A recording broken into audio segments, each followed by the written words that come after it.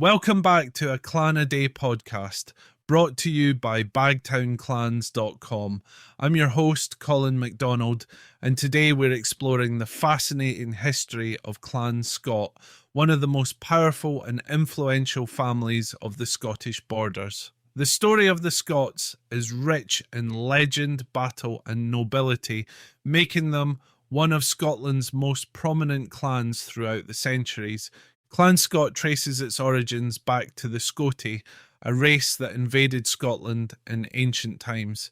Their descent from Uchtredus filius Scoti, a figure who lived in the 12th century, established their Norman roots. Uchtredus had two sons, Richard, the ancestor of the mighty Scotts of Buccleuch, and Sir Michael, who founded the line of the Scotts of Balweary. Sir Michael, who passed away around 1235, was famously known as the Wizard, a man of great learning and wisdom in his time. These two brothers played pivotal roles in the early history of Clan Scott, both swearing fealty to Edward I of England in 1296. However, Richard's son, another Sir Michael Scott, would break with England's rule and throw his loyalty behind Robert the Bruce, supporting Scottish independence. The second Sir Michael fought bravely in the Battle of Durham in 1346, where he was tragically killed. His death, however, marked the rise of his sons. Robert, the eldest, inherited the Buccleuch and Murdochston estates, expanding the family's lands with the addition of Scotstoun. His younger brother John established the cadet branch known as the Scotts of Sinton, from whom the Lords Polwarth would descend.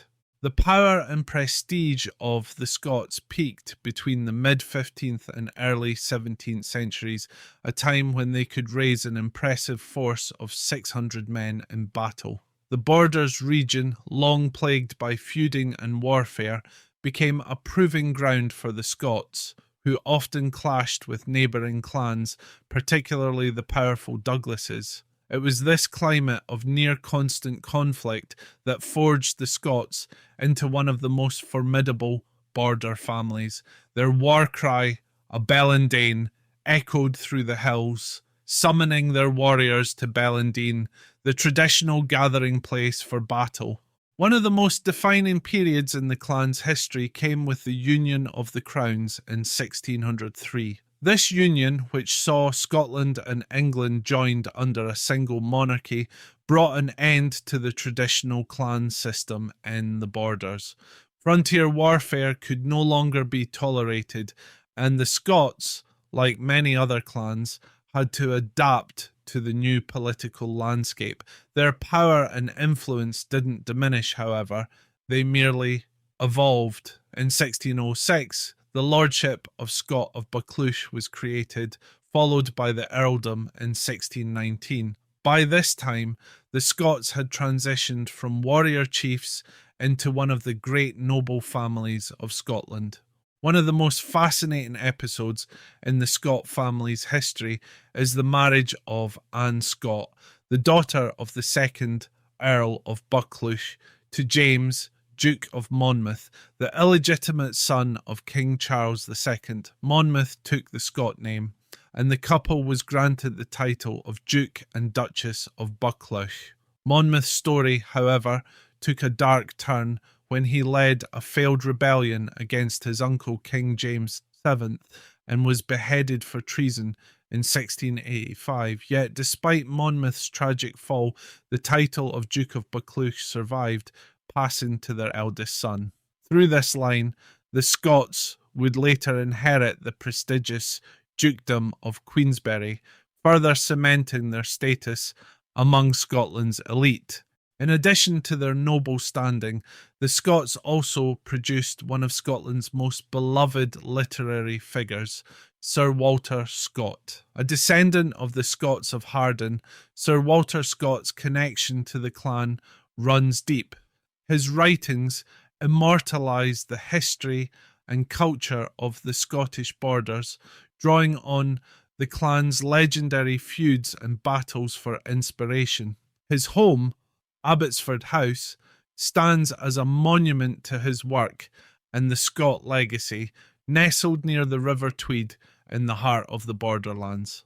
The Scots were not only a military power, but also deeply embedded in the political and cultural spheres of Scotland.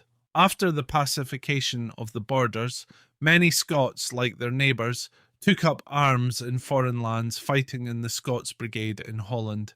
Their reputation as fierce warriors was recognised far beyond the borders, and their involvement in the political landscape of Scotland only grew stronger as the years passed. The Scots' remarkable resilience is evident in the transition from a warrior clan to a noble dynasty. The title of Duke of Buccleuch remains one of the most prestigious in Scotland, and the family's extensive lands and art collections, including the internationally renowned Buccleuch collection, are housed in their three great estates: Drumlanrig Castle, Bowhill House, and Boughton House. Today, the current Duke of Buccleuch, Richard Walter John Montague Douglas Scott, upholds the family's proud traditions. The Scott name remains a symbol of power, loyalty, and influence, as it has for nearly 1,000 years. Thank you for joining us on this episode of A Clan a Day podcast. Be sure to tune in tomorrow as we uncover the history of another great Scottish clan. I'm Colin MacDonald, and as always, go NRE and both are elite.